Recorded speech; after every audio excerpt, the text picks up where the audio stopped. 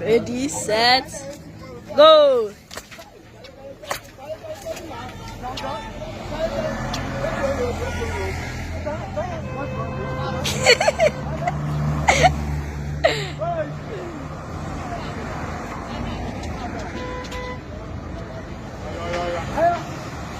Go. What after go?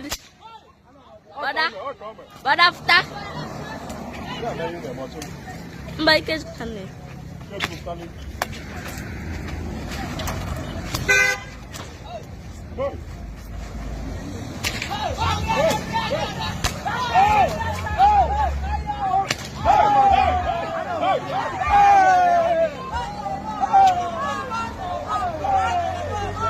What is it?